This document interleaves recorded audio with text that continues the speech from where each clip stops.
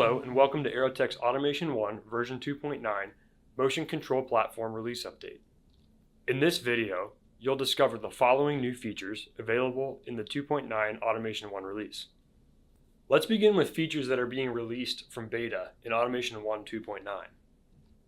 Machine App's custom module capability allows developers to develop custom .NET HMIs and host them in a Machine App's interface. On the right-hand side of your screen here, you see a machine app that was created for one of our laser lab processing stations. In the orange box is a custom machine app that we call the recipe editor. Custom machine apps and custom modules allow developers to use our .NET APIs as well as third-party APIs to interface with Automation 1. Now let's take a look at some new beta features that are being released in Automation 1 2.9. The first is access control on Automation 1 drive-based controllers. This allows you to protect your IP, restricting access to machine control, controller configuration, process data, application code, part profiles, and more. Automation 1 already supports access control on PC-based controllers. Our PC-based controllers, as you can see from this table, utilize Windows Active Directory to generate credentials, usernames, and passwords. To duplicate systems, you have to be connected to the same network, and it will connect to your Windows Active Directory. The Automation 1 PC-based controller utilizes Windows recovery schemes to recover passwords and usernames. Automation 1 drive-based controllers do not utilize the Windows operating system. Therefore, they have a different access control scheme. The beta access control being released in Automation 1 2.9 utilizes an encrypted local directory that your admin will create. As an admin, you can create usernames, and your users will generate their own unique passwords.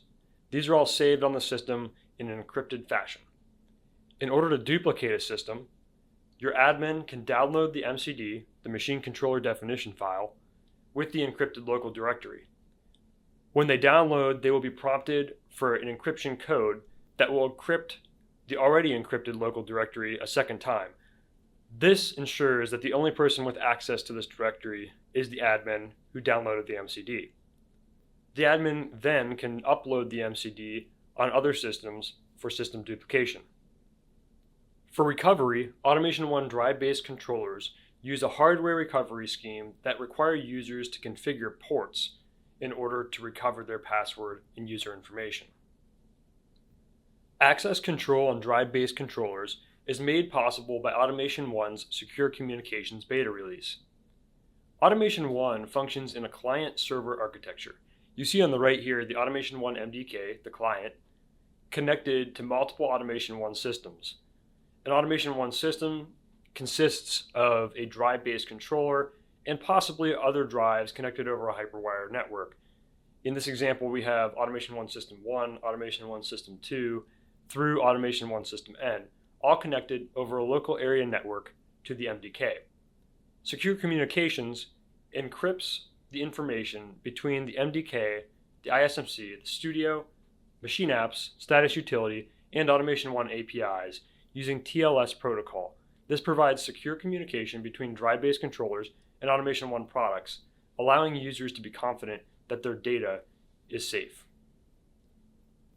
Automation 1's beta release of the Galvo calibration module allows users to generate mark and measure calibration files directly in the Automation 1 Studio workspace. You see here on the right-hand side in the configure workspace, under the calibration section, we have an example Galvo 2D axis configuration file.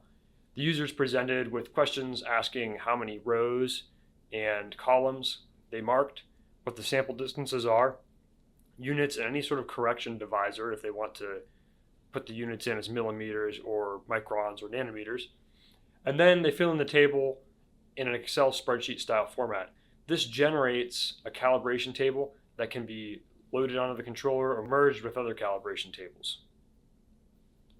Finally, we have a few other beta features that are being released in Automation 1. One of those is Easy Tune Gantry support. You see here on the right-hand side a video of an Theta Gantry. Gantries can now be tuned using Easy Tune. This allows optimized decoupling of axes in Theta configuration. with simple tuning schemes using a one-click easy tune button. We also have a C transformation beta feature being released in Automation1 2.9. This will allow users to configure custom kinematic trajectories at the trajectory rate. Examples of systems that might use C transformations on drive-based controllers would be hexapods and other custom parallel kinematic structures. Let's move on to some studio improvements in Automation1 2.9. The first is some machine setup improvements. Machine setup now has some multi-axis system configuration items. For example, you see on the bottom left-hand side a laser turn 160 being configured. This combines the linear and rotary axes in one configuration in machine setup. As you move through machine setup, you see on the right-hand side, machine setup requires you to connect the linear and rotary axes of the laser turn 160 to drives. This is a first step for us in multi-axis system setup going forward. Other machine setup improvements include new servo loop targets. This allows users to set their desired phase margin and crossover frequency during machine setup. Our calculations will then calculate the required gains to hit these values. Automation1 PWM drives configured using machine setup will now benefit from improved linearity performance. Machine setup will set the optimized dead time parameter by default. Improved linearity will result in higher servo bandwidth, increased system stability, improved in-position stability, improved velocity error, and better step and settle times. On the table on the right-hand side, you can get an idea of the improvement in nonlinearity that these drives will see. For example, an IXC2E would see a 46% reduction in nonlinearity when set up using machine setup in Automation1 2.9 than it would in Automation1 2.8. This is purely a software feature, so customers using Automation1 2.8 with Aerotech Automation1 PWM drives can benefit from this just by upgrading to Automation1 2.9. Another new feature of Automation1 2.9 is the addition of surface plots. This allows users to configure a three-dimensional plot with a surface in a heat map style. So you see here on the left-hand side, here's an example of an optical alignment algorithm, a spiral that runs in X and Y axes with a power distribution in the vertical axis and a contoured plot over this trajectory. On the right-hand side, you see a flatness plot with an X and Y axes and flatness data in the vertical axis from a third-party sensor. These plots were all generated using Automation1's 3D surface plot feature.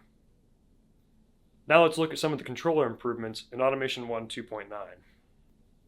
The drive array read and write bandwidth was increased in Automation1 2.9. This allows you to increase the speed of upload and download of drive array values and provide you a larger capacity for more drive array values. There were commutation improvements that benefit all stages, but specifically some of our hexapod products. And we now have an analog output faults feature that allows you to set an analog output in the response to a fault condition. API improvements include new call DLL and call EXE API example programs. Users familiar with Aerotech's A3200 legacy controller might remember the call DLL and call EXE subroutines. These examples allow you to replicate the functionality of those subroutines in AeroScript in Automation1. Automation1's Python API now includes a command queue. This allows you to queue up commands for seamless transitions using capabilities such as velocity, blending, etc. During the Automation1 2.9 release cycle, Aerotech's engineers validated Windows 11 for support with Automation1 versions 2.7 and newer. It's recommended that you use a supported PC from Aerotech's PC selection guide. Only supported PCs with Intel 8th generation chips can be used with Windows 11. That said, Aerotech's current Automation1 IPCs do not support Windows 11. We will be releasing some new Automation1 IPCs compatible with Windows 11 in the coming months. And as a reminder, there will be no official Windows 11 support for our legacy controllers that are currently able to be purchased through our Global Technical Support Department. That concludes this motion control platform release update. Thanks for watching.